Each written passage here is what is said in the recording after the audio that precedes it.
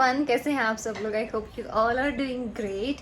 सो जैसे कि मैंने आपको पिछले ब्लॉग में बताया था कि हम लोग चंडीगढ़ में शिफ्ट कर रहे हैं।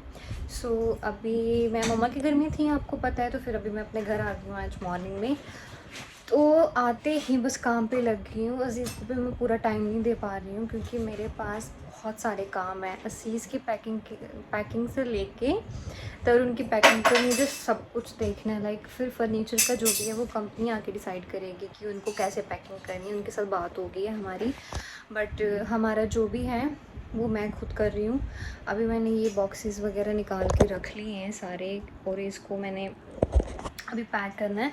ये इतना बड़ा बॉक्स सिर्फ़ और सिर्फ मेरे बैग्स के लिए, और मे बी हील्स आ जाएँ इसमें या शू आ जाएँ इसमें कुछ, बट मुझे नहीं लगता इसमें आएंगे। बाकी का जो रेगुलर मेरा है ड्रेस, वो सूट हो गए या फिर जीन्स ट्राउज़र वगैरह हो गए, वो मैंने इसमें सूटकेस में अपने में डाल लिया।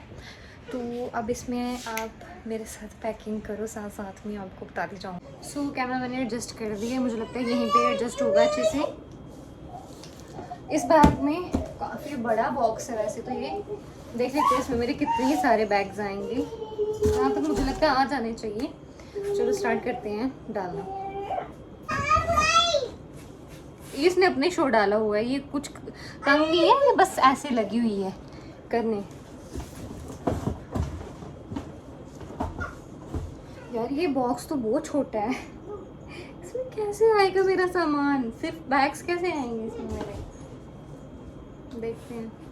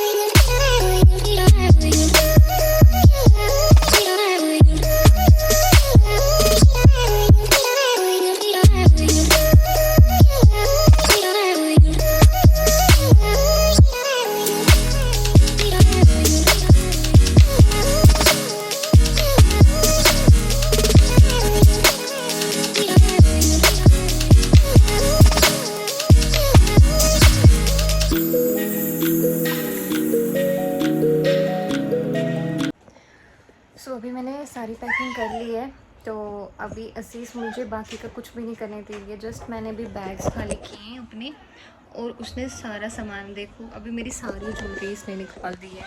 अब ये जब सोएगी मुझे लगता है मुझे तभी कंप्लीट करना पड़ेगा।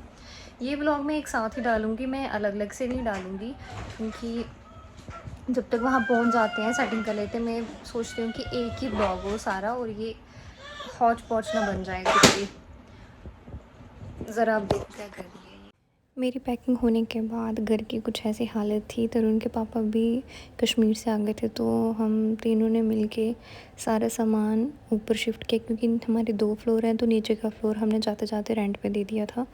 एंड देन नेक्स्ट मॉर्निंग में कंपनी वाले आ गए थे अपना सारा सामान लेके पैकिंग करने के लिए, और बारिश भी इतनी ज़्यादा हो रही थी मॉर्निंग से ही, मौसम इतना ख़राब, और ऊपर से हमने इन्वर्टर वगैरह सब कुछ खोल दिया था और कोई भी लाइट ऑन नहीं हो रही थी, तो इतना अंधेरे में सारी पैकिंग हुई। देन फिर मौसम अच्छा हो गया, क्लियर हो गया, तो धूप भी निकल गई, तो फाइनली थोड़ी सी लाइट मिली घर में उनको काम करने के लिए। सारा फर्नीचर पैक हो गया है, किचन का क्रॉकरी वगैरह सब कुछ पैक कर दिया है। अज़ीज़ के टॉयज़ वगैरह जो भी छोटा छोटा सामान था वो सब पैक कर लिया हमने। सिर्फ 3 अपने अपने बैग्स रखे थे रेगुलर, ताकि हमें जब जाएं तो प्रॉब्लम ना हो सामान निकालने में।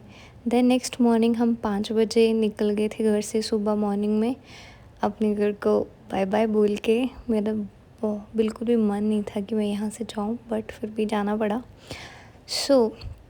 5 बजे हम निकल गए थे और काफ़ी अंधेरा था और असीस सो रही थी तब तक। तो बारिश के मौसम में एंजॉय की लॉन्ग ड्राइव।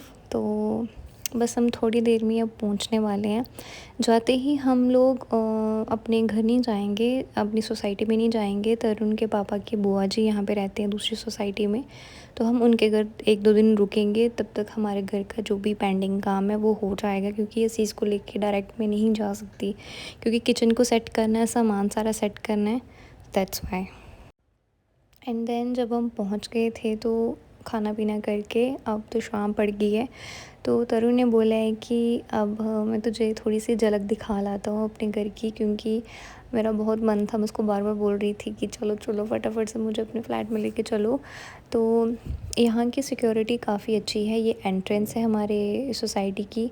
जब तक गाड़ी में आपको स्कैनर नहीं होगा, जो भी सोसाइटी के मेंबर्स हैं, जो भी फैमिलीज़ रहती हैं, तब तक आप अंदर एंटर नहीं कर सकते, जो कि बहुत अच्छी बात है। एंड देन जब हमने उनको बताया कि हम इसी सोसाइटी में रहने के लिए आ रहे हैं, तो उन्होंने बोला था कि आप नेक्स्ट डे स्कैनर्स ज़रूर लगवा लें, ताकि आपको आने जाने में कोई प्रॉब्लम ना हो।